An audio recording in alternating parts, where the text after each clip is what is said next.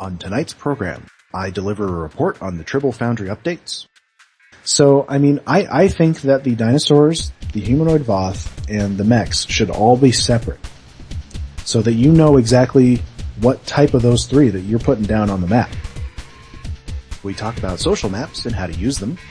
You can place multiple objectives that reference different objects on different parts of the, in parts of the galaxy.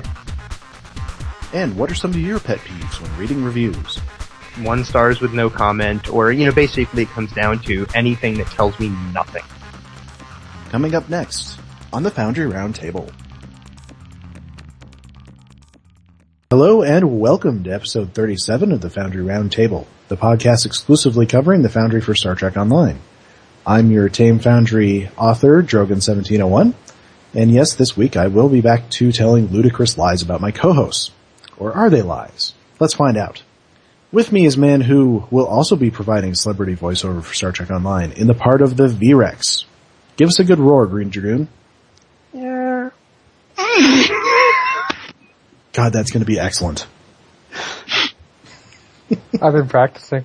And we also have a man who recently experienced a strange alternate universe with 2 Earths and everybody floating in space. Hippiejohn. That was not real? Oh, sorry. It was fun there.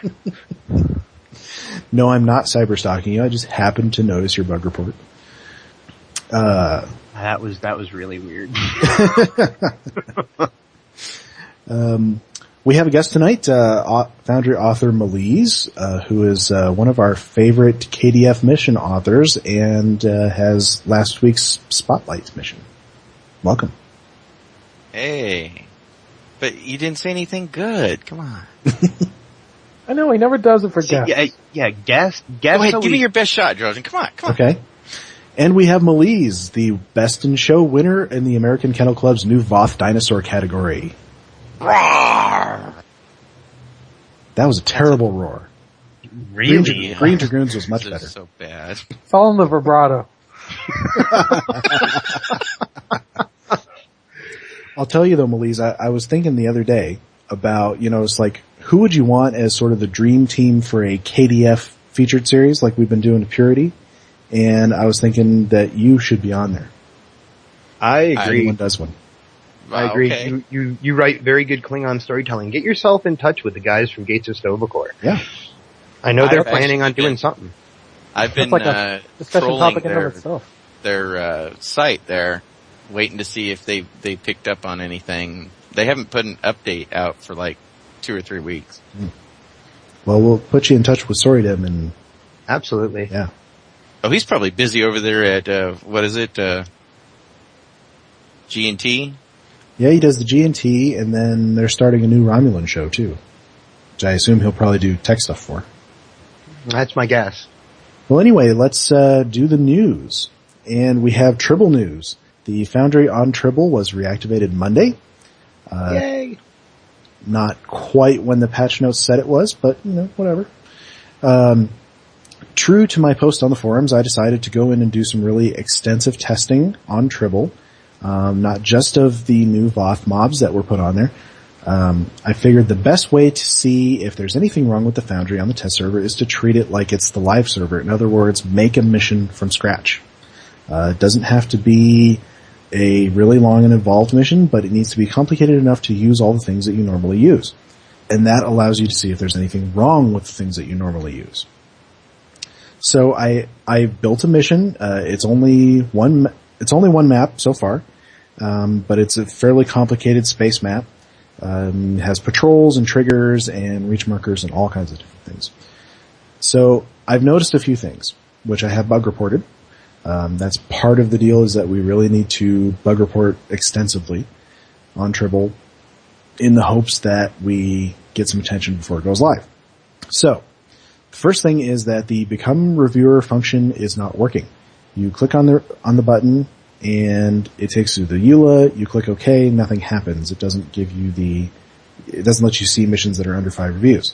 Obviously that's bad, because I can't playtest my own mission. And it'd be a really bad thing to go live, because, a new author coming in can't playtest his own mission, can't find it, and, anybody who wants to become a player, wants to help out people who are under 5 reviews, they couldn't do that. Alright, the second thing is that I noticed some objective rings on the minimap were way off. I can't tell if this exists post-publish, obviously, because you can't playtest. Cerberus Films has posted some other bugs. Some of the NPC icons, when you target an NPC, normally shows you a little animated headshot. And this one, there's some of those, not sure what you call them, the primitive models that you see when you're glancing through the mob list. It shows you a bunch of gray dots that kind of look like people. Sometimes you see those, along with the 3D icon when you target a mob. That bug is on holodeck too. Is it? Yeah. It's basically where things in the preview, or like in the little preview window, when you view something like they're in the asset list, it starts showing. It doesn't like clear out, and it shows up in like windows and whatnot, even during preview of the mission. Strange. Does it show up after publish? It does not show up after publish. Oh, well, that's good at least. Yeah, it's a minor annoyance. I mean, but there's also a known issue with maps appearing white and washed out. It's just a problem with the 2D maps on the editor. When you actually hit preview and go in and play your mission in the game engine, they look fine. There's no problem there. But that's a known issue. We said they're looking into it. And also, unfortunately, no fix yet for ice caves. It remains cut off. Yeah, but they kind of warned us that one was tricky and probably it's not going to happen before Season 8. It must be really tricky. Well, they've said that it requires some programmer time, and the programmers are tied up at the moment. Yeah.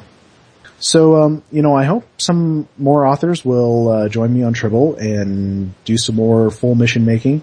I know folks like Serb and Casmodian and Pax Federatica have been on there and tinkering around at least. But I still think that making a full mission really tests every part of the Foundry, because, if I hadn't been looking to playtest that mission, I never would have noticed that the Become Reviewer thing doesn't work. So the other part of my testing was, of course, the new Voth mobs in the Foundry. The space mobs work pretty much as you'd expect. You have frigate, cruiser, and battleship. There is no fighter mob, but that's probably because there's no fighter mob in the game for them. There's a few of the other races that don't have them. Ground mobs is where there's a couple of issues. The first thing I'll say is that they're actually quite a lot of fun to fight. They're a little bit more difficult than your standard Romulans, Klingons, all the way up to Undine. They're a bit more powerful and have a lot more abilities, especially the mechs, that have shielding and very strong weapons. So I think it's, a lot of options for some fun fights there. However, the problem is that the Voth, the humanoid Voth, the dinosaurs, and the mechs are all intermingled, and they spawn randomly in random combinations, except for the Voth ensigns, which are always the humanoids. So if you put down a lieutenant mob, you won't know if it's going to be 4 Voth and Raptor, or 4 Voth and one of 2 types of larger armored Voth. And this goes all the way up to, the captain levels, where you don't know if it's going to be one of the big mechs, a couple of little Voth, and a couple of Raptors, or if it's going to be something completely different. The only thing that seems to consistently spawn, other than the little Voth ensigns, is when you put down a captain mob, one mob always seems to be the biggest type of mech. So that does open up some options for boss mobs, because those guys are very powerful, and I can see, reskinning a, do we have like one of the Borg boss kind of looking guys in there, I think? Help me out here. Possibly theirs. Yeah. Although, I think he's in there. They wouldn't adapt like the Borg. No, but it would make a fun fight though. Yeah. And one more difficult than your standard captain level model. Very true. So I'm taken to sounds like from what you're saying, the Voth captains are all these big mechs.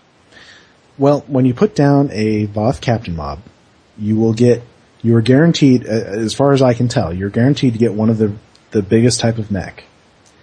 And you get about, I think, two or three Voth ensigns.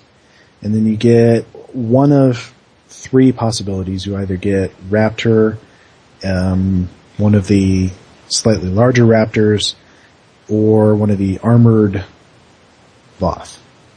Armored humanoid Voth. But you don't know which one of those are going to spawn other than that big mech. So it's a lot of the same kind of problems. Now, are those, they're different. They all have different abilities. So yes. You're talking like a lieutenant commander versus a ensign. Yeah, on like a Klingon. Yes. Oh, okay. So yeah, that's a problem, kinda. Mm-hmm. Oh, this is why we're doing the bug reports, duh. Yeah. This is why we're testing these things. So, I mean, I think that the dinosaurs, the humanoid Voth, and the mechs should all be separate.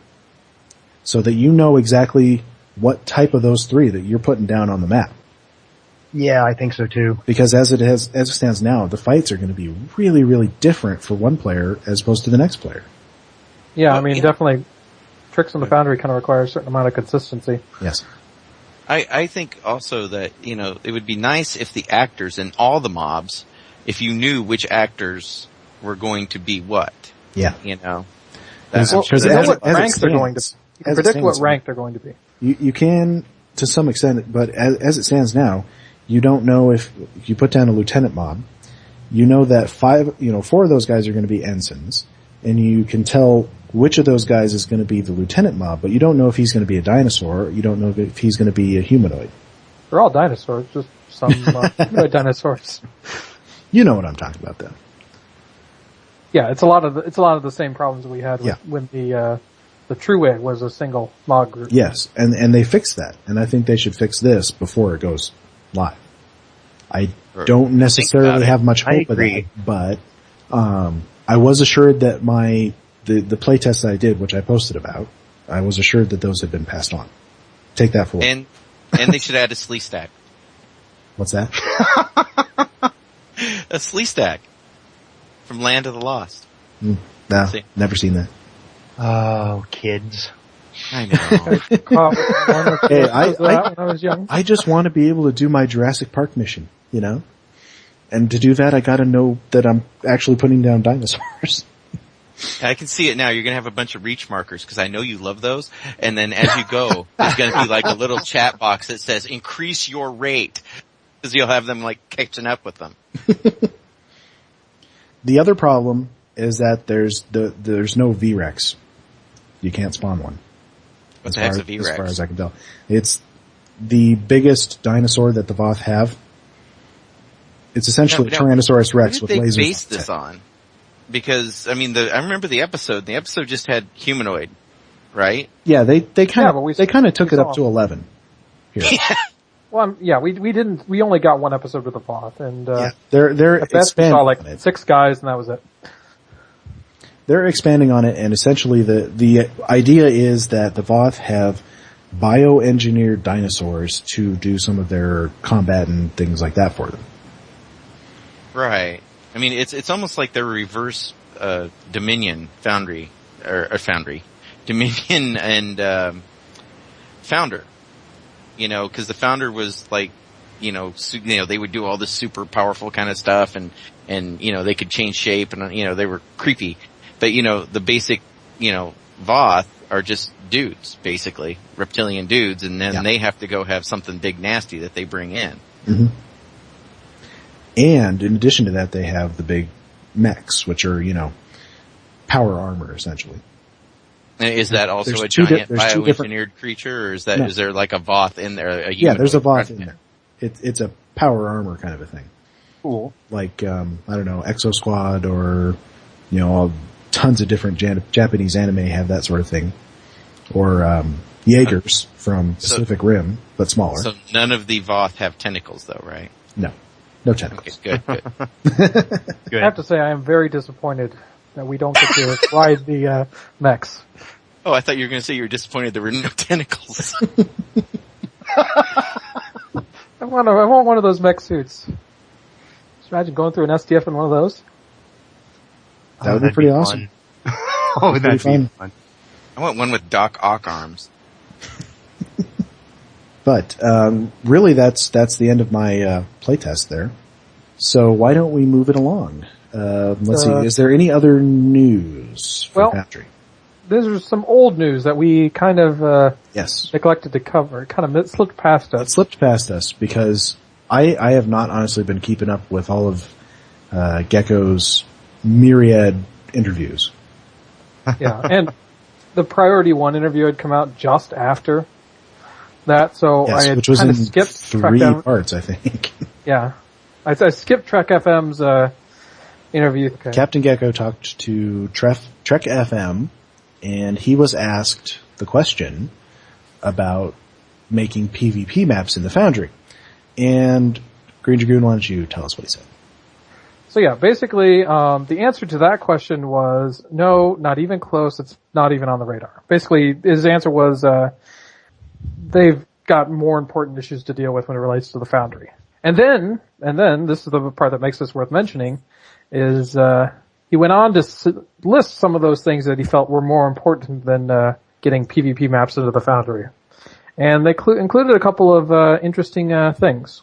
First and foremost, he mentioned better search features. And he specifically talked about marking missions with tags, so people can search based on like story and I think he said like comedy or all these different tags or combat. So that seems to be high on his radar of things to get into the Foundry. Another thing he mentioned was Romulan content. Yeah, Romulan content. Basically, this is the first that we've heard about the Romulan missions since because the last thing we were told by Cryptic Frost is that would not be happening. And I mean, I kind of made the argument at the time to not read too much into Cryptic Frost's comments because I mean, Cryptic Frost is a QA guy. I'm sure it probably went down something like this. We all started complaining, hey, what's going on with these Romulan missions that showed up briefly? Cryptic Frost walks over to Programmer. Programmer says, oh, it's not coming back. Or meaning something like, we're not dumping it back in because it's not ready. Cryptic Frost comes back, tells us that. We assume that means that it's not coming back ever. So, yeah, maybe that's not the case, or maybe plans change. Yeah, and yeah, there was a certain amount of telephone happening there. So, yes, Romulan content is still on the schedule. It is still one of their design goals for the Foundry. This Foundry push. I'll say I'm going to call this the 6th-month Foundry push, or like what they've been meeting about. He also mentioned the 3D editor. I found it interesting. He said that the getting the 3D editor in there is actually really hard to do, or is requiring a lot of resources. But he said it's one of those things they feel is worth it, or it's one of those things they're committed to getting in. I'm really not surprised that it's really hard to do. I mean, yeah, but I mean, at the same token, I mean, if we do get it, it's definitely going to be a huge boon. I mean, he basically said, as far as he said there was like a bunch of other stuff that he just couldn't think of off the top of his head. So take your meaning as to what that means. He did say that as far as suggestions or people suggesting things and what you can hope to kind of see appear in the Foundry for the foreseeable future is that if it's in Neverwinter's Foundry, the odds of it getting into Stowe's Foundry are much higher than, say, a feature that doesn't exist in either Foundry. So branching. Yeah, I mean, it's definitely they're iterating from Neverwinter down to Stowe. Well, that's good news. I mean, obviously all of us have things we'd like to see in, whether they're in Neverwinter or not. And I think all of us can probably point to a couple of specific things here and there in Neverwinter that we'd love to have. It's definitely, I mean, it was definitely a nice, quick little insight into what's going on with the Foundry and Stowe right now. Because, I mean, yeah, we get these few random tweets from Geko and the occasional comment from Cryptic Frost. But other than that, we've kind of been surmising a lot on what's happening. Mm-hmm. Well, we're not going to have to surmise for all that much longer. He has an upcoming interview with the G&T show that is supposedly specifically to talk about the Foundry with Ceridium and Terry Lynn. Really? Ooh, nice. Yes. That's this coming Sunday, probably the day this show releases or something. So hopefully next week we'll maybe have something more to discuss. Definitely. Next week we should have lots of news. All right, well, why don't we move it on to what we've been working on? Greendragoon, start us off. So, still working on Map 8. It's going to be that way for a while. Just hooking all this stuff up is it's a very time-consuming process, and I expect it to be so for probably a few shows yet. That said, I've been kind of toying with a idea. Every week I usually listen back to this show after Drogan here gets done editing it. One, because I want to kind of see how it turns out, but two, because I usually think of things just listening to it versus when I'm actually talking. So it's a great chance to kind of recoalesce my thoughts. And last week we talked about PvP maps. And it got me to thinking about setting aside an actual PvP tech or anything like that, what kind of interesting PvP maps could we make with the current Foundry tech? And while combat versus combat, or player versus player combat is out because anyone coming into a mission is all on the same team, I did think of a particular scenario that might be fun to for someone to build. And that is basically, imagine a setup where you have these ancient ruins. And the players split up into two groups, and they go in through different entrances, and they're basically after the same goal of this like artifact or something, and they have to get there first. Now, as they're working their way through this labyrinth of ruins, they will come across opportunities to activate things, and some things may slow down or throw up obstacles for the other player, and they can basically kind of have to battle each other out, trying to slow their opponents down whilst not being slowed down themselves or avoiding problems. So I was wondering if this couldn't get turned into a kind of a PvP map of sorts. So it would all be like trigger based. So you would have there will only be like one objective, which is reach the artifact or claim the artifact or something like that. But you have all of these interactable objects along the way that either throw up obstacles for your opponent, or there are ways to get around obstacles that have been put in your path, or there might be like puzzles that you have to solve, stuff like that. So I'm always kind of wondering if something like that could be done for a PvP map. And unfortunately, it's one of those things that I've got enough on my plate right now to that I'm not going to be pursuing this anytime soon. So I kind of wanted to throw it out, and who knows, maybe somebody will decide to run with it. You could have it at the end so that, if you have like two entrances into your final, room, then the guy who gets there first shuts the door on the other people. And then like a billion people show up in there and kill them all. So yeah. That's a heck of a reward. Yeah. Well, no, kill the other team. Oh, okay, I got you. Everybody's left. He was just talking, I was thinking it would be cool if there was a trigger that had a randomness to it. That you could put a slider, right? And that would determine how much random it would go A or B. And then two different results would come off of that. Well, I actually was thinking about that, and I was thinking like at the beginning of the mission, maybe, the players each pick numbers, and that at random, and then that kind of acts as the random generator. So different results will spawn based on, what number was picked. Yeah, that only works with the current system, that only works as good as, the number of replays somebody's been there. Once they figure out that, number 2 does this, well, they're gonna do that every time. I don't know, maybe it's, something where, it's a combination where, the choices of each, player. Cause you could have a divergent, dialogue where, one is player 1's choice, one is player 2's choice. And then as the more choices you have, like if they make 2 choices, then that gives you a matrix, which gives you, X, X and Y, a whole bunch of choices in between. That would give you a fairly random setup. Yeah, so at the very least it's determined on, both players' choices instead of just one. Well, I think there's definitely room for, I think somebody at one point called it non-traditional PvP. Yeah. Things like, our favorite, race map and Space race. Mazes and, try and get to the end of this before everybody else kinds of things. I think there's definitely room for anti-co-op. Yeah. Anti-co-op. Well, the cool thing about it is, because in a way it's PvP, but it's far more Trek PvP than what you, normally get. It's reminiscent of several episodes where, our team has got to get here first before, the other team does, and so on and so forth. Mm-hmm. Oh, the Cardassians have shot the warp drive. You sort of throw up obstacles in their path along the way. Yeah. I just keep thinking about Indiana Jones and running down the thing, and then the other team, release the spear. Oh my god! Ah! Yeah. You can put in things that the player could activate to deliberately sabotage the other player. Exactly. Yeah. And maybe it's something where spawn a wall in your path.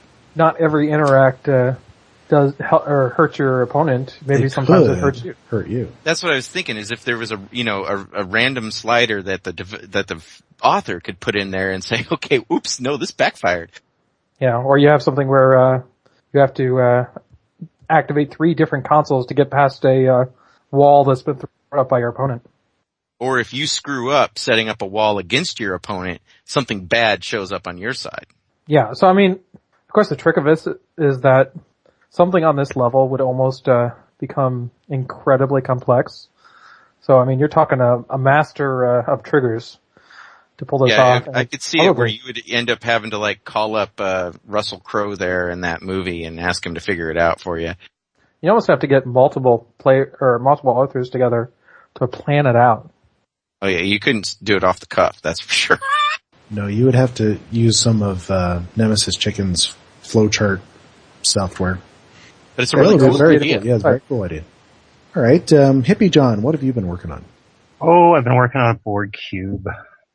It's fun playing with Borg cubes, and I've never done it before, so yeah, I know people are sick of Borg missions, but I promise this one will be fun. Did you manage to get all the colors on one side now? What do you mean all the colors on one side? It's a Rubik's Cube reference, old man. Oh, no. No, I've been working on trying to make sure that I am able to hide the enemy mobs of Borg that I want behind invisible walls so that they appear to be standing in their regeneration chambers. That's basically what I've been up to for the last couple of days. Is that, and now I'm finally putting some force fields in place that need to be there, that kind of thing. So how did you solve your force field problem? You were telling us about that before the show. Yeah, I've been looking for a wall type force field to fill in one of those large Borg archways. And the closest thing that I thought that we had in my mind were those very, very large square, almost building shaped force fields that we have. We have 2 of those, and they just didn't work because the flat side of them, the part of them that looked like the side of a building, was just too short. It didn't fill in the archway, and they don't stack very well. So what I ended up doing is we have 2 assets. One of them is Borg Force Field 01.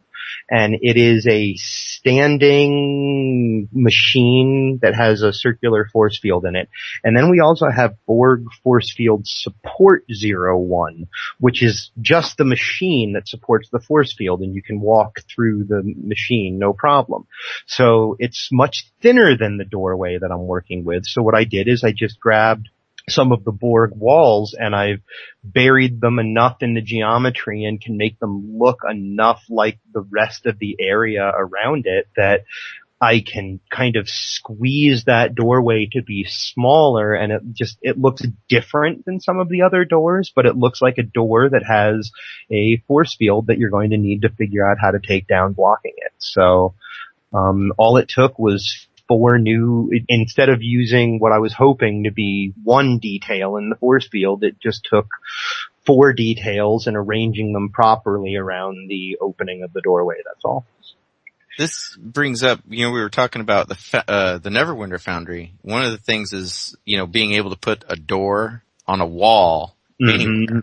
And now that door, yeah.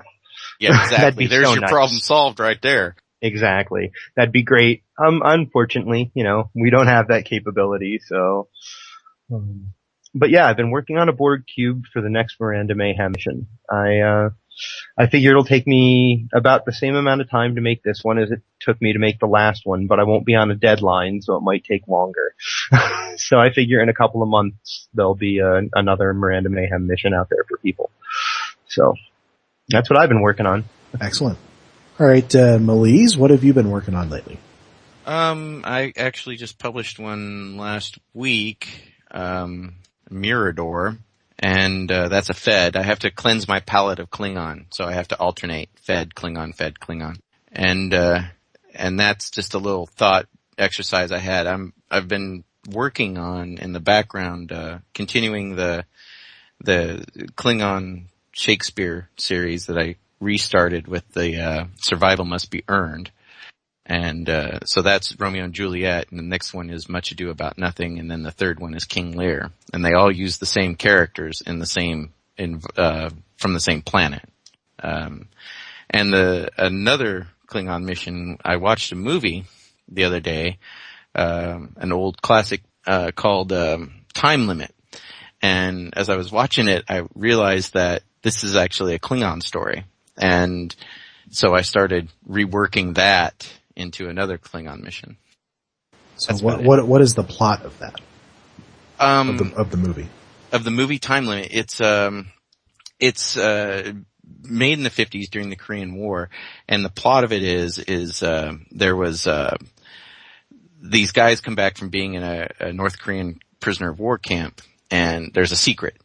And nobody's telling the truth, and there's one guy who had gone and the leader had gone and done this thing. Oh yeah, I'm saying that we did all these bad things to the North Koreans, blah blah blah blah blah blah blah, and went and did these propaganda pieces for him and everything, and he comes back and he goes, yes, I'm totally guilty, and the lawyer assigned to him is like, you're gonna die, right? And it goes on from there, but without giving away the plot, but you can kind of follow that there's a reason he did it, and the way that the ending especially was presented, the dialogue was, you could just change it a little bit, and you got good Klingon dialogue there, which is really what keyed me into it, and the resolution of me thinking, how would this is almost Klingon, but yet if you do this couple things, it becomes a very moving Klingon story, because we all know how Klingons are supposed to be, but obviously someone is going to do something that's not Klingon, and hilarity is not going to ensue. It's going to be more of a serious kind of deal. Well, it definitely sounds interesting.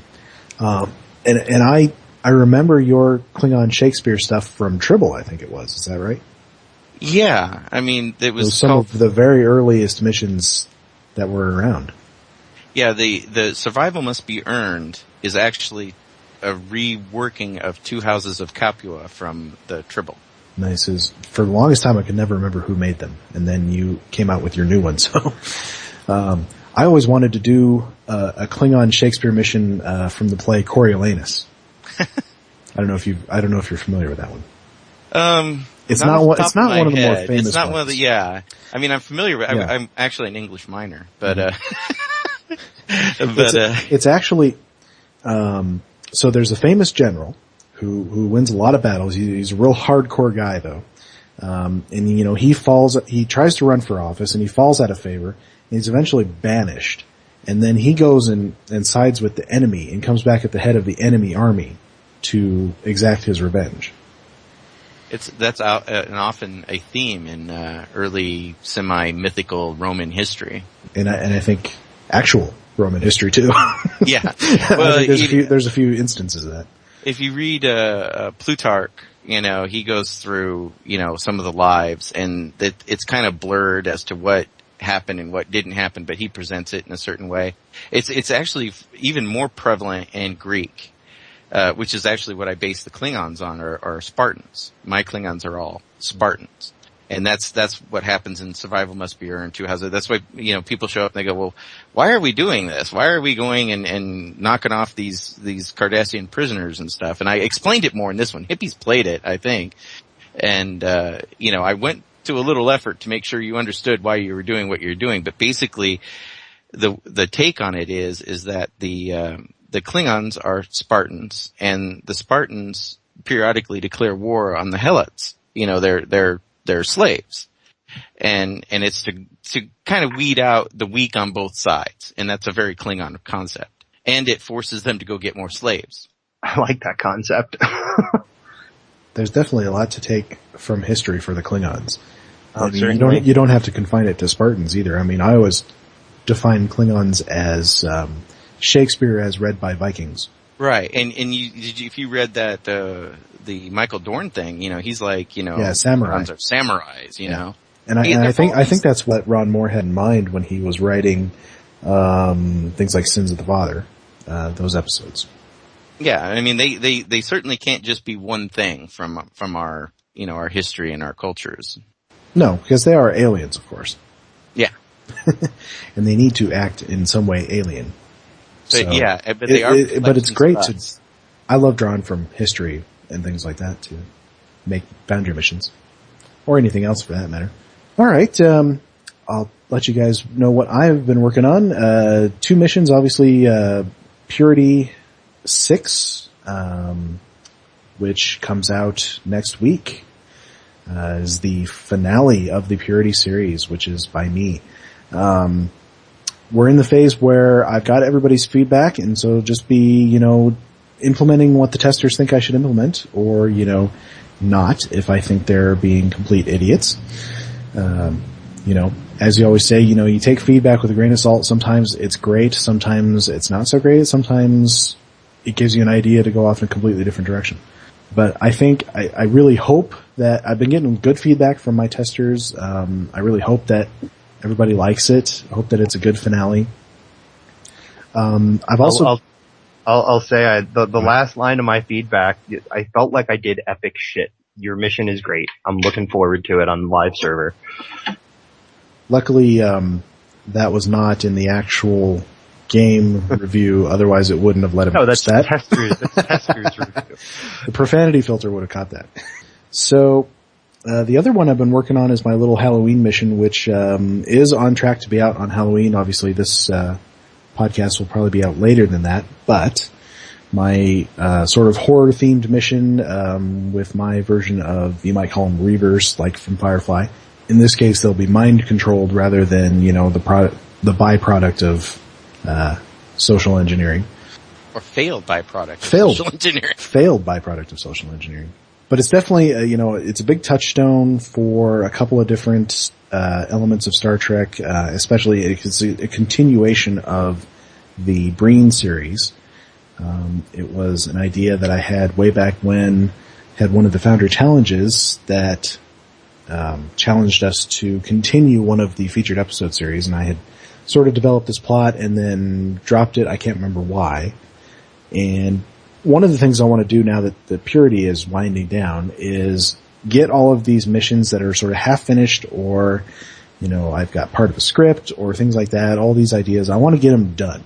I want to get them out of the way and done, so that when I have a new idea, which I very frequently do, I won't feel like I'm abandoning all the missions that I have done, because they'll already be done. So the question is, who will get their unfinished projects done first, you or I?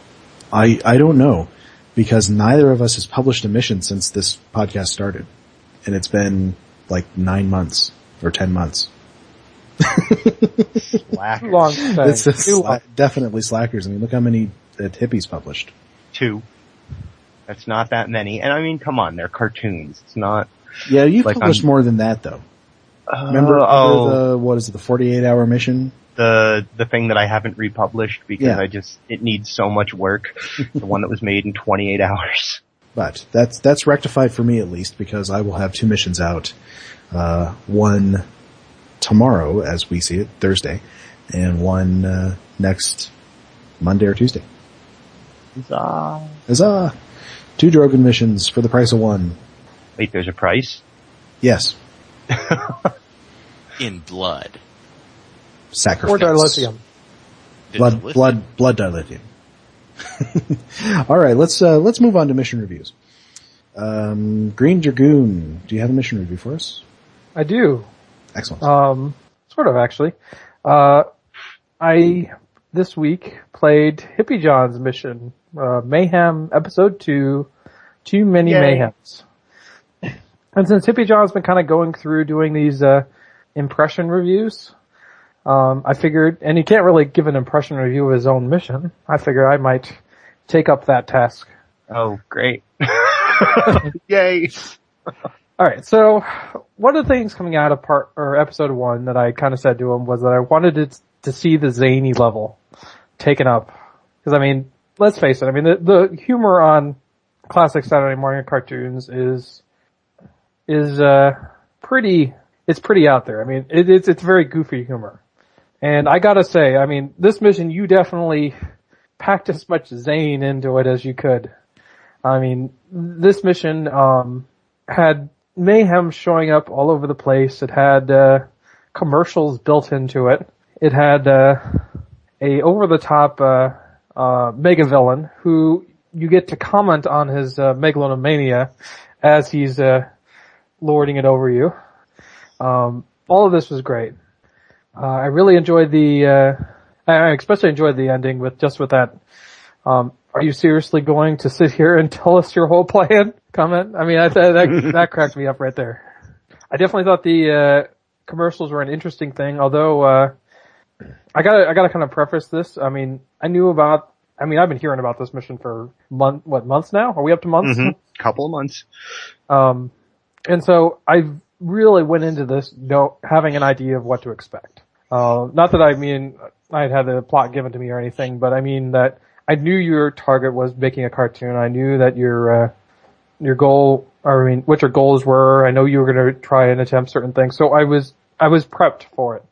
Mm-hmm. I would say someone who was walking into this expecting a normal Foundry mission is probably going to be thrown for a loop.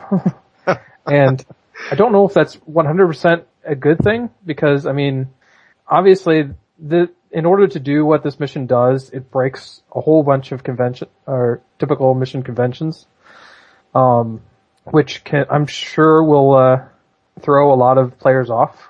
So I'd almost kind of say it's not one of those missions that's for everyone. That said, I mean, I think you could alleviate a little, make a little bit more use of, gold text. Cause I know in a lot of places you explain, this is a commercial, you're not really here. Right. Through using a character to do it. Yeah. So I think in those cases, just throwing in putting it in gold to make it clear, hey, this is important, just for the player, just to make sure that, they are not thrown off by the fact that a player is telling you this out of character information. Gotcha. It's funny, after I got through playing your mission, I actually, hopped into the Foundry and, was playing around with, the idea of trying to trap the player in such a way that it forces the camera into the player where the player disappears, and to see if that could actually be done in order to fake a cutscene. I think with an invisible wall and putting them far enough back up against a different wall, you might be able to do it. Yeah, and I tried that actually. I got reasonable results. With mixed results in the sky above, clouds below. Mm. That's the other mission I was thinking about, where it's something like this. What I ended up doing was I put actually, the Borg force field, that's the big, square area. I actually, stuck that mostly behind the wall I had your back against. And then, kind of just the corner of the force field was sticking through and trapping the player, so that no matter which way around the, camera player rotated, turned. It could never escape from the player. Huh. The one downside I ran into is, the unpredictability of where boffs appear. Got it. One thing I did think of, do you remember that old trick with basically spawning walls on top of, the player in order to force them to respawn? Mm-hmm. Since boffs, it doesn't work for boffs, I was wondering if that could be used to force the player to respawn in a different part, and then have this cutscene, and then do it again to force them to respawn yet again. Wow. In a different mission. It would be extremely complicated. Extremely complicated, but I think it could be done. Yeah, I mean, if it was very tricky so that your first respawn the question is, could it be done from a different location? I don't know. I mean, yeah, I mean, you might be able to do something really kind of wild triggers, and if you pulled it off, it would look like absolutely incredible. I'm sure there'll be a few people wondering, what the heck? How did you do that? But yeah, it would be require such a perfect storm of things working just right to pull it off. Absolutely would. Still, I mean, any mission that gets me to think about stuff is an awesome mission in my book. I'm just wondering what sort of conventions that people might be expecting that weren't there. Or that because that's an interesting piece of feedback that I hadn't heard. So. Yeah, I mean, and it's kind of the same thing. I mean, like I gave way back when I reviewed Malize's mission was, I mean, yeah, trying to do cutscenes and explain, no, you're not really here is a step out those are the player because, gotcha. Yeah, I mean, what we really need, I mean, in order to do this properly, it'd be, the cutscene editor. Right. The one talked about a myth. But, yeah, I mean, that would have been the proper way to do it, and obviously we can't do it that way, so, I mean, we're kind of stuck with this, so, I mean, I already had gone into that mission, like, knowing I was going to give you a pass on that. Or even if we had your solution with the ability just to have one, just the player spawn, no buffs. Yeah. Yeah, I mean, my personal kind of opinion is if you're going to try and attempt something like this and you do go out and say you're not really here, I would almost kind of like try and minimize the amount of interactions the captain actually has. Yeah, I did that on the other one, and I only did 2 and 1. Yeah. And the 2 sort of cut scene type things I did 2 and 1. Yeah. For so I mean, I know, yeah, it's definitely it's a tricky problem, and kind of a fascinating one at the same time. Yeah. Well, part of like when I did the other one, part of the thing was I wanted people to make sure that they saw, some of those maps too. Because there's remember, there's one of them where you're in a building that's in the city, and the city is doing stuff around you, and it's fun to like make people look at the thing that you did really cool, like a really great job on. It's fun. Most of them aren't going to notice it anyway.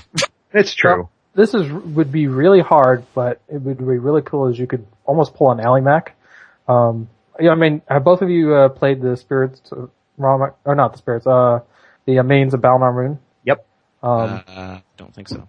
He releases a new mission and I play it. That's yeah. But I mean, in that one, he does incredibly elaborate things with basically triggering rooms to the point where he has like sinking water, or has it appear that a section of a station is flooding with water, and that the water is increasing in height not by somehow magically moving the water, which you can't do, but by using explosions to basically cover the trigger, or basically despawn the entire room and respawn the exact same room except about a foot lower. Yeah. I mean, it's like this utter nth degree trigger work. And there's even a scene where, you get at the end where you get to the lifeboats and you launch the lifeboats and it goes from being inside the station despawns and suddenly it respawns with you, a ways away with you outside floating in this water. And it's just like all of this elaborate, the sleight of hand. I mean, on a massive scale. So I wonder if you could almost, do something like that where you're seeing a scene and the room despawns without you moving anywhere and suddenly you're in a different spot, like a different section of the city that has been respawned in, or that despawning the room has revealed, and do stuff like that. So it almost kind of gives the player a out-of-body feeling already, which kind of helps them accept the fact that they're not really here. I know, I mean, at this point we're pretty deep in Foundry theory at the moment. Yeah. That's why people come to the Foundry Roundtable. Exactly. Yes, all that from an impression review. Okay, let's just call it a Dragoon impression review. Dragoon has different. The man impressions. can't do a short review. Is that all? Yeah. Better not go any further. All right. Hippiejohn, you have some impression reviews of your own, I believe. I played some more of the Foundry Challenge missions this week, because that's what I've been doing. And, I've got 2 to review this week, and they were, this is the most unfortunate thing ever, because both of these missions that I played, I loved them both, as far as I could play them. In both of them, I ran into something that was just a stopping block, and I couldn't continue with the mission.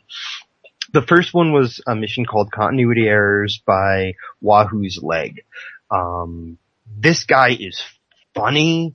He does a really good job of presenting a humorous, not exactly Trek themed mission, but it is at the same time. It includes a lot of Trek lore, and he makes a really, really fun shout out to one of my very favorite sci-fi shows, and I'm not gonna actually give that away. I'm gonna let people go play the mission, because it's really great, the shout out that he gives to this other sci-fi show. And as I said, this mission was super fun. I was having the best time with it. He's good with triggers, with dialogue, with the whole thing, except when I finally got to a ground combat that was happening, and it's happening in the hallways of a ship. There's a spot that you get to where obviously what happened is when I defeat certain enemies, it triggers debris to fall and cover the hallway disguised by an explosion, and it looks really cool and such, but it's very possible to get caught on the wrong side of that debris and be completely unable to continue with the mission. That's where I had to stop this mission because of that. He uses great sets. He uses my favorite set in the game, which is the original series bridge and hallways. And like I said, the mission was super fun, very easily one of my top choices if it didn't have this break that prevents at least some characters from finishing the mission.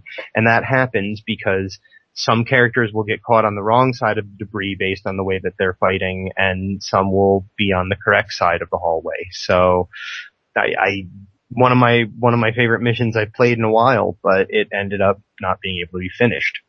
The other one I played was by Captain Hunter, a mission called Divide Ut Regnus.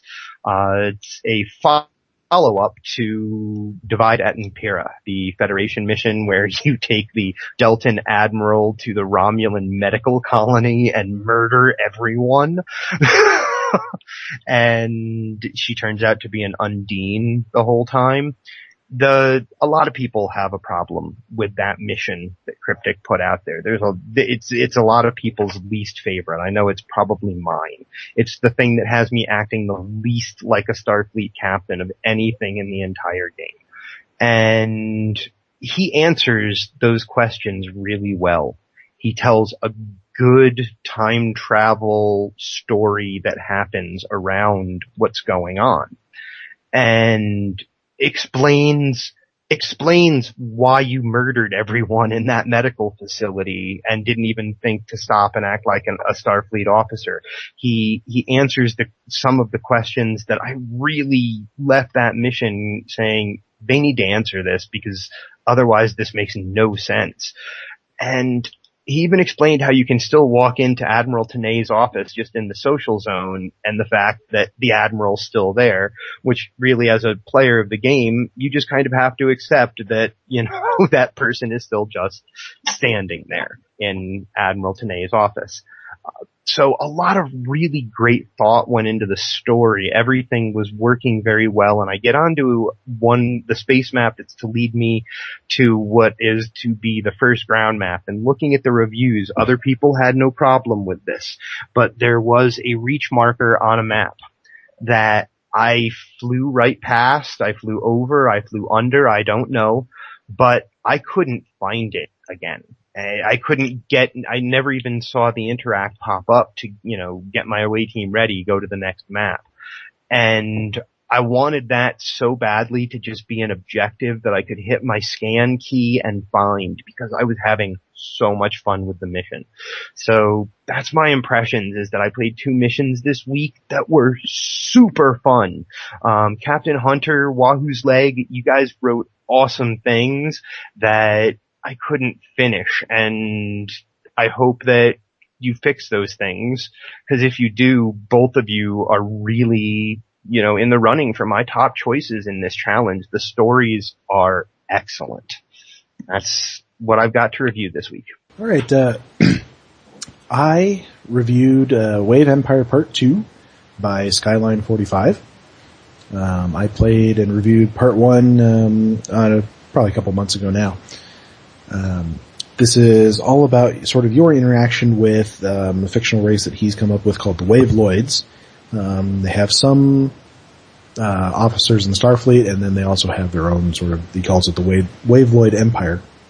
In this one, you go to one of their former homeworlds to investigate some things there. Won't give away too much of the plot as usual. All of the maps were very well done. All the things that were customized were, it was very polished, didn't see any of the usual pitfalls like the flickering textures. You couldn't see under objects, anything like that. He used a couple of stock maps to pretty good effect. Had a very nice looking space map, I thought. Sometimes it's hard to make interesting looking space maps, but he made a good go of it. Let's see. He had some good banter between the bridge officers, which I know some of us don't do, or don't do enough. However, he had some issues with the tone of that banter. The bridge officers were laughing a lot, which is fine, except they were laughing just after we had killed about a dozen Romulans. And I'm like, that just the tone doesn't sit right. Who doesn't laugh after killing a dozen Romulans? Well, see, this was a Fed, not Klingon. I know, right? Right? That's the sarcasm. If it had been a Klingon mission, I'd say, haha, Romulan dogs. Maybe they're making a comment on the current state of Starfleet. Hey, there you go. Starfleet officers become the so divided callous. Imperium. Yeah. Oh, we're cool with murder now. We get a laugh out of it. One thing I'd like to suggest to Skyline and to a lot of authors is to experiment with breaking up the mobs. A lot of people, they put down a mob, an NPC group onto the map, and then they just leave it. The way I play the character I usually play Foundry missions with is I have, a minigun and then I can't remember, a split beam rifle. So I start hitting them all with the minigun, and so do my bridge officers. Inevitably, a bunch of them get exposed. They hit the split beam rifle, and bam, they're all dead. And it's really, really easy when they're all in the default cluster. So, break them up a bit, move them around the map, makes it a little bit more difficult, a little bit more fun. The fights are a little bit longer. So that's just a general suggestion to everybody.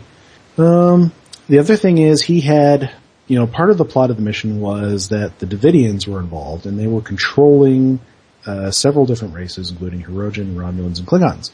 Now, he put all of these mobs on the same map together, and when you do that, they will fight each other. And that, I don't think he wanted that in this case. So if you're gonna do that, you gotta break them up a little bit more so that they're not within aggro range of each other. Otherwise, they'll break your immersion. You think you might want to notice that in testing. You'd think. But you never know. I mean, they were far enough apart that I don't think they were supposed to get close enough, but I think they could be further. Because as you know, sometimes the fight takes you around different places where where the author might not expect you to go that far from where the mob was placed. So I still think you could make them a bit further. And the other thing is the same thing I noticed in his previous mission was that there were some map transitions that probably were avoidable. There was one glaring one at the end where you beam over to an NPC character's ship and go to his ready room just for a debriefing, which I think could have been done in the previous space map.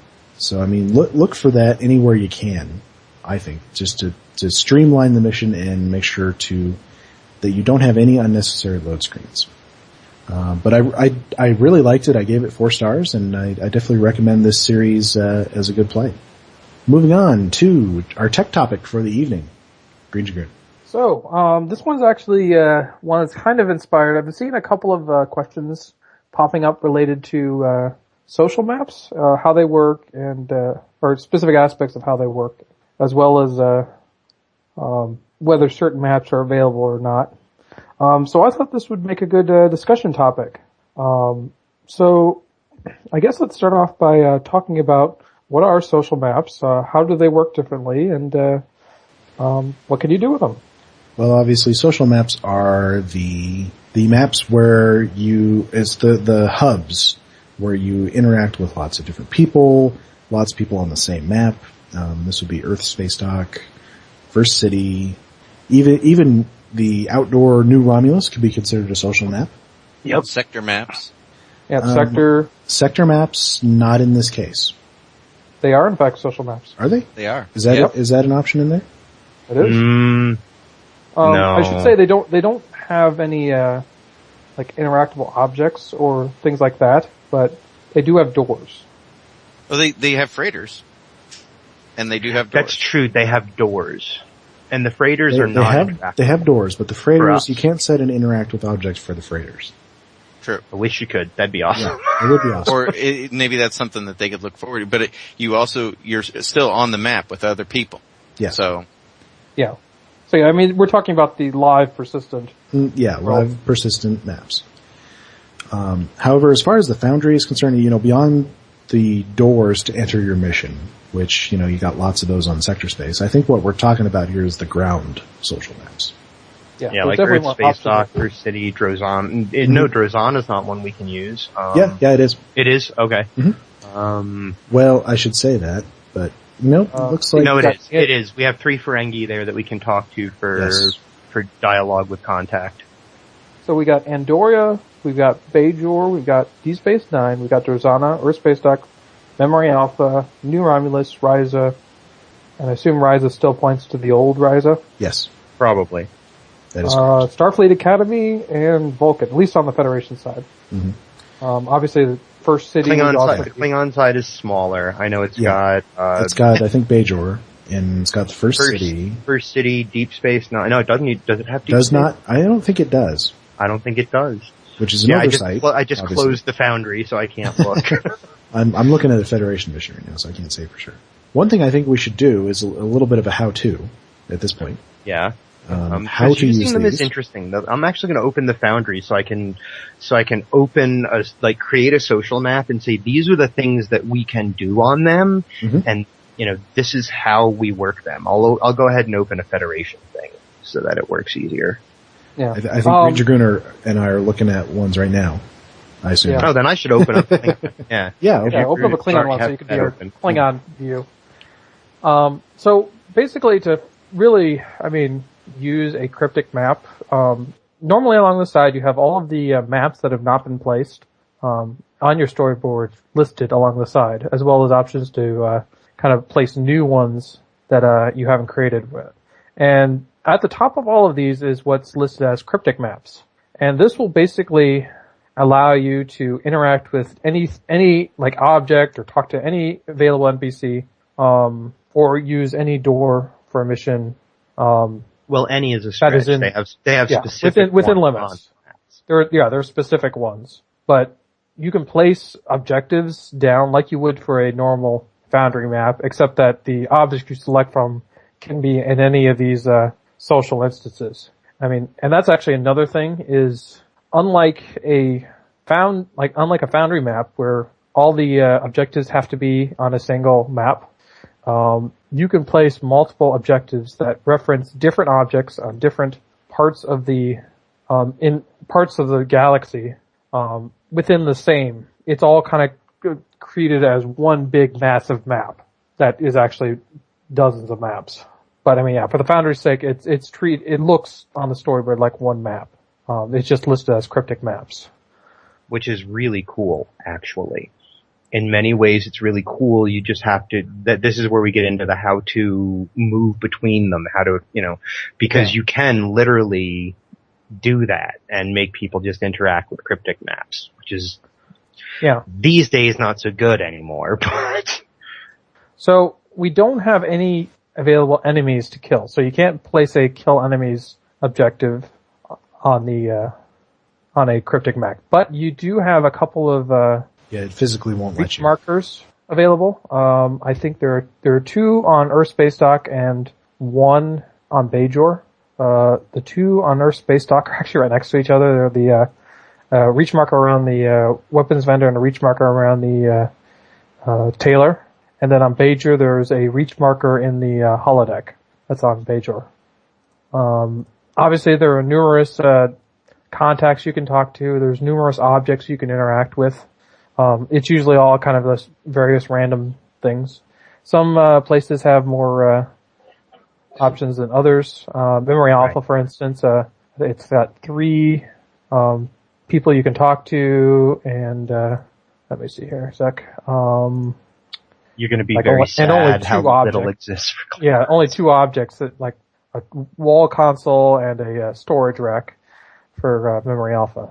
So I mean, it's kind of a little haphazard what is and isn't available. Obviously, the primary hubs are covered pretty well for the Federation.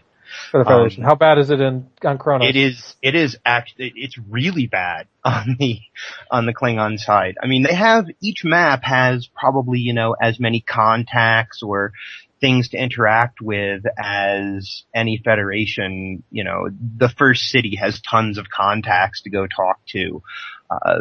The Academy probably has less than Starfleet Academy, but you named what, like 10 or 11 how many social maps did you name for a Federation there?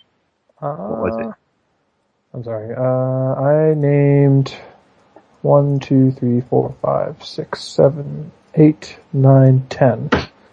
Okay, so the Federation gets 10 social maps that they get to play with. Someone creating for the Klingon Empire gets 5. They get the first city, the Academy, Drozana, Bajor, and New Romulus. They don't even get Deep Space Nine, where supposedly they're allowed to go. Yeah. And I can definitely see. Yeah, contacts and interacts, those are just about the same. You've got in all of the places that match up. On Bajor, they'll have the same contacts that Starfleet or Federation missions have. However, when it comes to reach markers, people attempting to create a Klingon mission have exactly one reach marker that they can use, and that is on Bajor. Okay, well, Federation only have 3, so we're not for that much. I mean, it's not like they're much better, but and 2 of them are right next to each other. Yeah, the holodeck on Bajor has a reach marker in it. Okay. I would definitely like to see more of those. I mean, obviously they're more. I mean, we can just all day. Yeah, I mean, a few of these, I mean, a lot of the places on the list are, like social zones that the Klingons just don't have any equivalent of. I mean, there's no equivalent to for the Klingons of Vulcan. I mean, they don't have it. Right, but to talk about now what people can do on the social maps with each of these things that they can interact with and talk to on the map, that's probably a good next step, because we've already talked about what they can do. They can interact with things, dialogue with contacts, that kind of thing. What can each of those interactions provide for the storytelling experience for an author? Well, I mean, obviously, a lot of, especially, if you're talking to a character in a public space or an established character, it would be really cool if we had like Admiral Quinn or some of those. But I mean, we still have quite a few options as far as what's the Admiral on Deep Space Nine that all the Foundry authors like to use, Admiral Marconi. Yeah. I see him get used a lot. I think he's kind of become the public face of Section 31. Right. But yeah, but I guess what I'm getting at is that, like, if you interact with an object, or if you interact with Marconi, for example, you will have the opportunity to put mission text, so you tell them what they're doing while they're interacting with him. You'll have the opportunity to set an animation for him if they're working again. And then, you have all of the options that you would normally have in an advanced dialogue editor. But yeah, it's pretty, as far as you can't place any new assets, nope. But you can have full interaction with the existing setup assets. There's a good number of them too. Yeah. There's a good number of existing assets for people to play with. And that's the thing that makes me so sad about the latest exploit fix, is that there are some, and actually interacting with cryptic social maps is a great way for a new author to learn how things work. I mean, they won't learn all of the things like, how do you trigger stuff and how do you build a custom map, but they'll start to learn how the storyboard is put together and how the dialogue editor works, all of that. And it makes me really sad that those missions are no longer qualifying. But, that's neither here nor there. Yeah. Another thing I wanted to talk about was moving between Foundry maps and cryptic maps, because I mean the most obvious way to use a cryptic map is to have you go somewhere in the persistent universe, talk to someone, and then they send you on the mission or something along those lines. And so after that point, you then go in your mission door and you're in your Foundry maps through the rest of the mission. What a lot of people don't realize is that you are not required to continue to be. You can have them leave those Foundry maps. You can actually have them leave whatever system they're in, go back to the sector space, and then fly into a different door. And you basically do that by following up a Foundry map with another set of cryptic maps.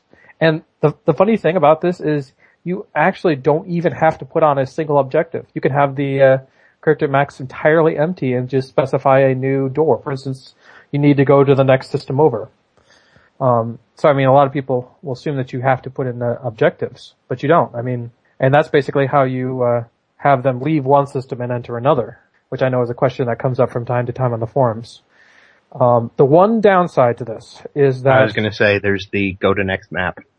Is when you're leaving a Foundry map and going to a cryptic map, there are no options available for how to customize the transition text.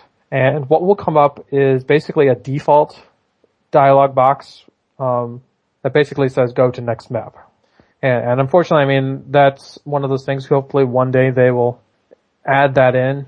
But for the moment, yeah. Currently there's no solution. And the best thing to do is let people out there know, like tell them this can't be fixed, this can't be changed, because even people who've used the Foundry for a long time have said things recently to people who've used that trick, to go from system to system and said, it just says go to next map, you missed it in your editing. And it's like, no, you can't change that. It's impossible. And then, I mean, this was Rogue Enterprise who was like, you missed this. And when we told him, no, that's not possible to change, he basically was like, oh, right, kind of thing. Cause it's easy enough to forget. Yeah, it would have been nice if they put something a little bit less, out of character. I mean, for instance, just a continue depart or continue, or leave last system. time on Purity. But yeah, I mean, that said, I don't think this should dissuade authors from using it. As much as it's annoying, and it's annoying to have to correct people, it's like, no, we can't change that. It's too useful a trick to not use. Yeah. So, yeah, my advice to authors is, you're gonna somebody is gonna point it out to you. You know what? If you want to, go lord it over. It's like, nuh-uh. So, some stories require that you go from place to place. I mean, you think of some of your favorite films or stories, or things don't happen in one place, and having a way built in that you could fly from Earth space dock, you leave, and then you go fly down to something in the Regulus sector. That's great. That's super fun, because it makes sense that things don't happen in one spot, that you don't walk into a door. It should be immersing you in the environment that we've been provided. I mean, part of the thing is say, so many times you start a mission, you go to the door, wherever you start it, and bada bing, bada boom, bada boom, you've got one map after another, after another, after another. You've been in the same door the whole time, but you may have gone all kinds of different places. Yeah, and what a lot of authors like to do is use the star streak effect to simulate a warp. But one of the things that's always kind of bugged me about that is that you're never going to be inside that star streak for very long. So at best, it almost kind of feels like it's only really useful if your distance you're traveling is relatively close to your starting position. It's a great effect for saving on number of maps. It really is. Well, you can also stack them across the map. Yeah. Yeah. But I mean, my point is that sometimes, especially with where you're making a much larger run across the galaxy, is maybe it is better just to, or have them back out of the system, go back to sector space, fly over, because I mean, that's kind of how they're used to doing it. Okay, it is important. There is something that is important to note here, though, for authors, because I've seen some people do it wrong, and I've recently seen in Purity 5, in Relum's mission, he does it entirely correctly. Because say you've got your mission starting at Earth Space Dock, you walk into a door there, you go onto a map into an office somewhere, talk to some people, come back onto Earth Space Dock, and the next place you have to go is Vulcan. It is, as soon as they pop back out of that door from the office that they went into on Earth Space Dock, that door is still going to have the interact that says begin mission here. So in the text, it's, I would say, really important to tell the player that they are about to leave the Foundry maps. They're back on cryptic maps, and don't re-click to come into this portion of the mission. Instead, go to X place. Because it's very easy. It's very easy to screw that up. Yeah, that sounds like a bug. That doesn't sound like intentional. Yeah, I noticed that too when I replayed Greypock last night, and how the door would still be active after you just left whatever. Yeah, it's as long as I've ever been trying to do it or seeing people do it, it's always been that way. I don't know if that's a bug. I think that's the way it's supposed to be. Because the thing is, you still have the mission in your journal, and the mission door is still right in front of you, and when you pop out of that map, it's exactly like it is when you're leaving a Foundry mission. So I almost wonder if it's related to the bug that we've had forever of having to replay through every single map when we restart a mission. I think that's exactly what it is, because, alright, you start your mission at Earth Space Dock, you leave, the next part is at Vulcan. Earth Space Dock is still gonna have that door there for you. If you pop into that door, all the stuff you've already done is going to, once again, you're gonna be able to speed through and pop back out and go where you need to go. And every time you enter that door, it's gonna do that. Because as soon as you leave back to a social map, it's just like quitting out of the mission. Except the next part of it, according to the storyboard, is just somewhere else you have to go to before you can enter that next part. Well, one thing I didn't mention... It's not keeping track of the story progress as it relates to your session. Well, one thing I didn't mention that you can place sort of on cryptic maps is story pop-up dialogues. Yep. You're still allowed to put those up. It's hard to trigger them. It's hard to trigger them on a social map. Really? How so? What are you going to trigger them off of? I want to hear this because this will help me. You don't have to trigger. They don't have to trigger off anything. They just appear as soon as they're up. And if you place them at the beginning of the cryptic map, should appear as soon as you. It has limitation of it's going to pop up as soon as you hit the map. That's the only limitation. In this case, isn't that what you want? I was going to say you can put a pop-up dialogue there explaining go to this system. Right. Hippie's really big about optional. No, it's not that. It's not as powerful as a pop-up dialogue is on a custom map, is all I'm saying. Because on a custom map, you could cue that pop-up dialogue off of a reach marker, or off of, them getting somewhere, which on cryptic social maps, Feds have 3, Klingons have 1. So, so it can't be triggered. It has to happen as soon as you beam onto the map. You could do an interact, couldn't you? Yes, you could. You could do it following an interact. You could trigger it following an interact.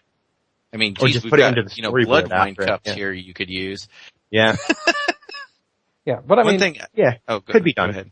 Yeah, I was just gonna say, but I mean, as kind of an extra to kind of keeping players from going back into the old section of the mission is to have a pop-up dialogue trigger as soon as they go back to the cryptic maps, basically saying, "Sir, we need to go to this such and such place, this station," and then have like put it in blue or green text to, make it as bold as possible. Just something else to really tell them, don't go back into the door. You're done there. You don't have to click on everything that glows. The other thing is talking about the doors and everything, and the doors don't give you direction arrows in your mini map. So that's a good point. So that's why when Hippie was reviewing Greypock, he said, "Oh wow, you go talk to this guy, and then the door pops up." And I was like, "Yeah, I had to do that because yeah, there's no way to, and even your, I don't believe your scan key works there either. Yeah, I could be wrong about that. In order to get the arrow on the mini map, you have to you need find a contact near the door you want and have them talk to that contact, because they'll get an arrow for the contact. And as long as your contact that you're having go to talk to, that's why you're talking to a contact every time I take you to a door in that mission. I don't think that would be entirely necessary if you're using a system as a door. Since, no. You couldn't do it if you're using. Yeah, there's no contacts out there. Yeah, there's no contacts out there to talk to. But that's a little easier because the number of doors are. I mean, you've got a map. You go, oh, where's this door at? And on the ground social maps, you've got you pull up the doors and it's like here's a door over here, this door over here, door over here. You say, well, then you're like the guy from Maine giving them directions. You got to go 5 miles down and now just have Well, I mean, apologies. 5 miles past the old Smith place, even though Smith died in 1905. Yeah, exactly. There you go. One thing I'm going to point out is, oftentimes we harp about the importance of, putting the, mission door in the, mission text of the next map. So it appears in your, mission journal. Mm-hmm. Applies again if you take them out into sector space again and tell them to go to a different system. Yeah. Make sure you put the mission or the destination in the mission text for the next map, so it'll appear in the mission journal. And that's one of the things. It's hard enough to remember once. It's the chances of you forgetting a second time are pretty good. I expect everybody to play my missions to be taking notes. Hey, there's some missions where you have to. That's true. true. See where the mission door is an elaborate puzzle. I used to love video games where I had to take notes in order to solve the mysteries and puzzles. You had to fall back on pen and paper D&D habits and get out the graph paper and start, figuring out where you are on the map. Mm-hmm. You would like the Secret World then. It's got puzzle missions that give you very, very low amounts of clues. Said I used to. Then I got old and lazy. This seems like a tangent onto itself. Yes. Have we pretty well covered social maps? I think so. Does anyone else have any comments or suggestions? My only comment is, I know that Cryptic introduced a thing where, you don't get credit for time spent on social maps towards qualifying for rewards. And I would say don't let that compromise the mission you want to tell. True. Don't let it compromise your story. Story should not be about words. I don't like reward-oriented thinking. Like, the reward is the only thing that you're striving towards. I know not everybody thinks like that. There's no section for rewards. I know not everybody thinks like that, and I mean, the funny thing is, I was joking the other day with, right after I played Skyline's mission that I reviewed earlier, I got actually a purple Mark 10 console drop in the mission. So I was joking around in the chat room. I said, well, got a purple drop. He gets an automatic 5-star. But for me, that's just a joke. I know for a lot of people that's not the joke. They'd be serious. That's not a Best joke. mission ever. Best mission ever. I got a purple. I'll tell you, I was amazed that I got that on normal. Pretty cool. But I mean, that kind of almost goes back to the general advice we always give: is build the mission that you enjoy, not that will give people the best rewards or something like that. Absolutely. All right, moving on. Our second topic tonight is we wanted to talk about the difference between making a mission that's an homage to something else, like you wanted to sort of pay tribute to a great other science fiction thing from another franchise, and the difference between that and copying. Because this came up on the forums. A guy really wanted to make a mission based on a Doctor Who episode, or a series of episodes, something like that. And the way he was talking about it, it made it sound like almost more like he wanted to just copy the episode. like word for word. Obviously that's really bad, because that would be plagiarism. Yeah. Okay. If you claim it as your own. Yes, if you claim it as your own, it's plagiarism. That's not always even the standard. Sometimes. Really? Okay. Yeah. Yeah, I mean, if you turn in a paper and even claim that it came from someone else, you're still going to get an F for plagiarism. Well, and also an F for effort as well. For one thing, I mean, there's that. And then there's also, that's copyrighted material. Yeah. And I'm not sure if the Foundry is subject to the kind of fair use thing, like, so I'm a journalist and I'm doing a story on something. I can quote a certain portion of something, of a copyrighted work, for the purposes of that news story. I'm not sure if the Foundry falls under that. So the thing about fair use is that it is designed to be intentionally vague, which means that there's a certain amount of grayishness, and really there's no good way to know how deeply you're into the dark side until you get sued. But yeah, this is true. This is one of those areas where here. Caution is prudent. One of the best statements I've ever heard. Unfortunately, it's unable to know how far you are into the dark side until you get sued. We get into the same problem with likeness rights and people wanting to reuse characters, and we'll just alter it just a little bit and that'll be enough. It's like, you don't know what is enough. Yeah. The lawyers will decide what's enough if it gets that far. Yeah, I mean... go ahead. And it could also be dependent on how good the lawyers are. True. I'm actually crossing this territory. I've crossed this territory twice in published missions, and that one I was just talking about that I was working on based on that movie. Not relating to the movie itself, even though I'm kind of ripping off part of the plot. But I want to use a character from the DS9 episode about the Circle, and that would be was it Colonel Day? Yeah.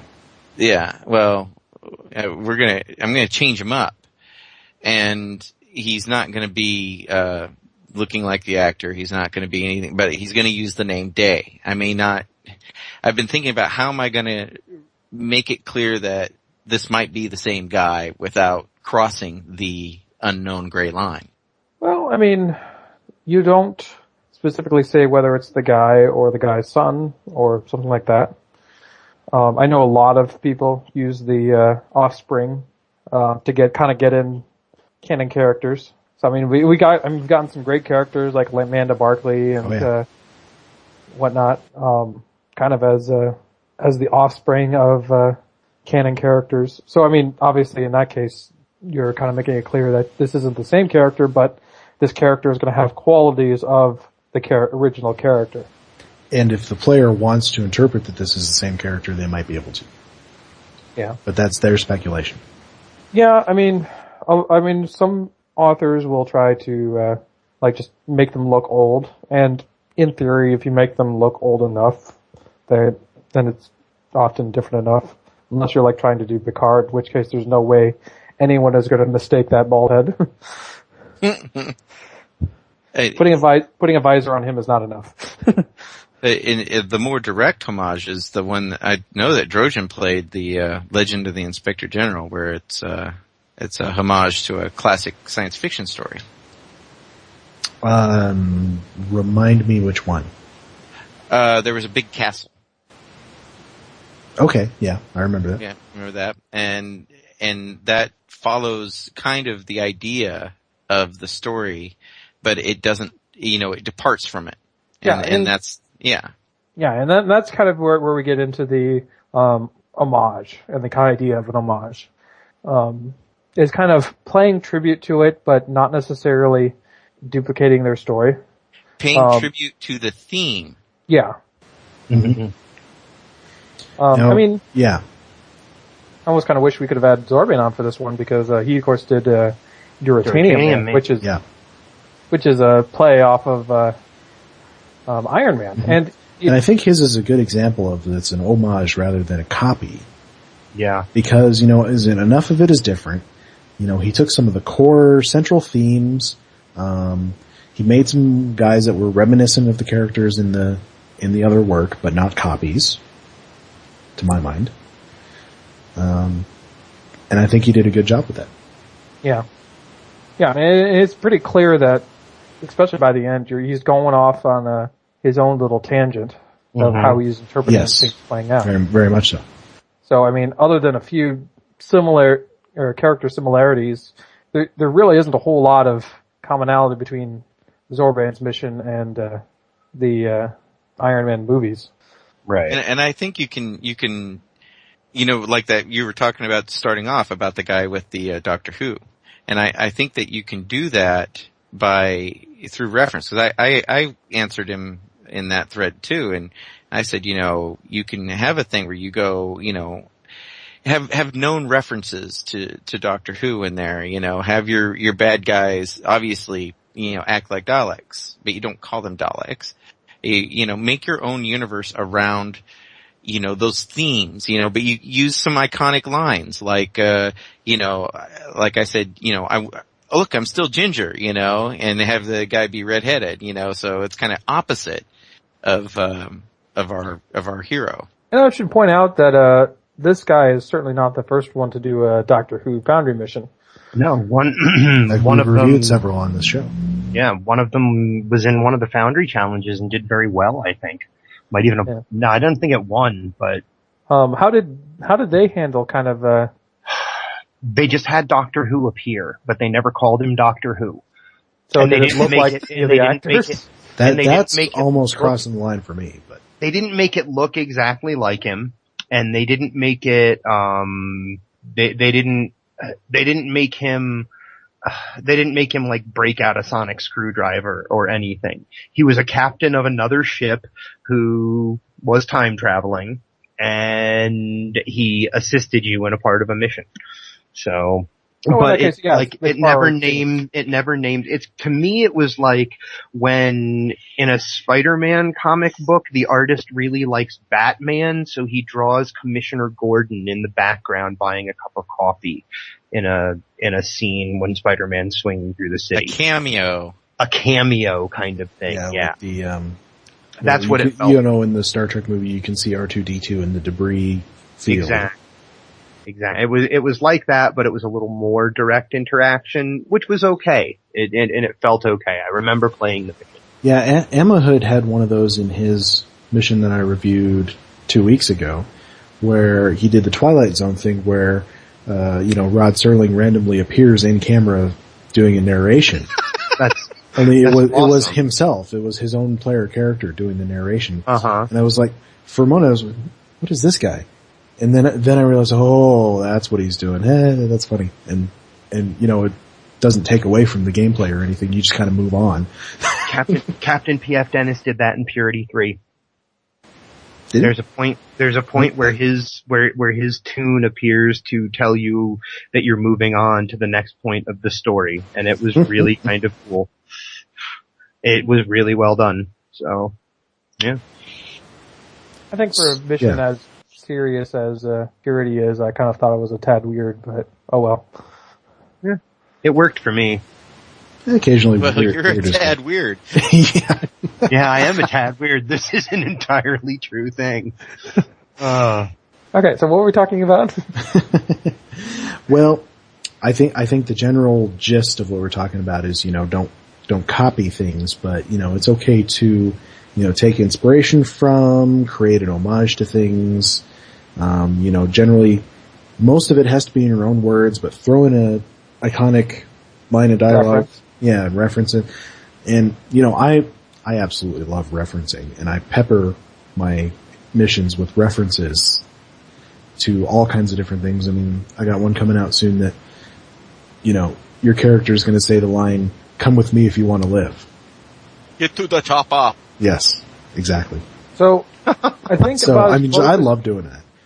I think about as close as you can take it without crossing into plagiarism is the difference between Star Wars and Spaceballs. Yeah, Spaceballs is, it's an affectionate parody, but it's not a copy. No, well, it's far from a copy. The satire, right? I mean, isn't there if you do satirism, you get a certain leeway, with the Exactly. copying. It's hard to say whether that falls under the agreements and whatever that cover the Foundry. And That's all a gray area. Not being a lawyer, I wouldn't all want of to that say being said, you know what? If people tell me you need to take down Mayhem episode 4 when it's finally out, I'm going to be like, all right, I'll take it down. But I'm hoping for the idea of affectionate parody. That's where I'm going with it. So. Well, I mean, as long as it's more of a Spaceballs than a Star Wars, I think you're fine. Well, aim for Galaxy Quest, really. Oh God, yes. There you go. There's a great example. There's a great example. We need to work more of that into our. I think that what works about something like it's definitely in the top 10 Star Trek movies. I think that's what works about Galaxy Quest, and I think is a good point to take away, is that Galaxy Quest is actually a great movie on its own. Yep. It's kind of got its own story going through. It really has nothing to do with Star Trek. It doesn't copy any of the Star Trek stories. Yeah. And I thought it was interesting that, the insect Zindies ended up kind of looking like almost exactly like the bad guys from Galaxy Quest. So what, Star Trek is copying Galaxy Quest? Yes. I noticed that is this like parody Inception? Inception. First. Oh. Okay, I think we can switch it. Yeah. All right, well, I thought we'd end tonight with sort of a go around the group here and get your responses to a question. So, okay. The question is, what is a major pet peeve of yours to see in a review on your mission? Hippie, we'll start with you. I have 2. 1 stars with no comment, because you know what? I'm okay if someone hates what I'm okay if someone hates what I do, but please, even if you have to be, an ass about it, tell me what you hated about it so I can take it into serious consideration. Because then it's a review and it's not just you dropping 1 star. So that's my first pet peeve. My other one is both good and bad, one word or comments that tell me nothing. Someone has played my Spotlight, Spectres episode 6, like 5 or 6 times in the last couple of months because their review keeps popping to the top, but their review is nothing more than a bunch of smiley faces. I get it. Really like you. I get it. They liked it. They play it a lot. Why do they like it, and why do they play it a lot? That would be a lot more helpful. And by the same token, somebody who writes, by the same token, somebody who writes sucks, they're also telling me nothing. So those are my pet. Got a stalker. But those are my 2 pet peeves. Is really quite simply, 1 stars with no comment, or basically it comes down to anything that tells me nothing. So those are my pet peeves. Okay, Greendragoon. I would have to say my biggest pet peeve is someone who says they got stuck and gives absolutely no detail. Or broken, or doesn't work. Okay, I need more information. Yeah, if you're gonna fix it. Maybe, it was a bunch of Packlids and they're staying in character. Mission did not go. Make it go. Mission no work.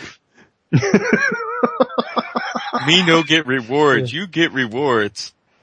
You are smart. You fix it. Sadly, I've had a Foundry review that almost sounded like that. I like it when it's more combat. Make more combat now. I showed you guys the one. Sorry, I kid you not. Well, I showed you guys that one review that I got that was almost unintelligible. It was just such mangled English that I couldn't make heads or tail of what it was they were saying. None of us could quite translate that one. All right, Malize, do you have a pet peeve that you see in reviews? All the good ones are gone. But I would tend to agree with both, Greendragoon and Hippie. It's if you're not telling us anything, how can we fix it? And sometimes that even applies to the good. But more often than not, but you remember I did that whole thing where I went through and analyzed all the 1 stars and all this crap. And, you're going to get at least one every 40 plays, regardless, approximately. And now with the spotlight from last week, I've got this whole new slew of data to look at, and I figure there's about 10% of people who just they're not going to be happy with anything. So don't sweat the small stuff. If you've got 80% or so of the people that play your thing, they're giving you 4s or 5s or even some 3s or whatnot, you're doing all right. So just kind of sit back and write it out. I think I got my disgruntled ratio down to 6 or 7%. Well, another thing I'd add is that, and I just forgot it. Forget it.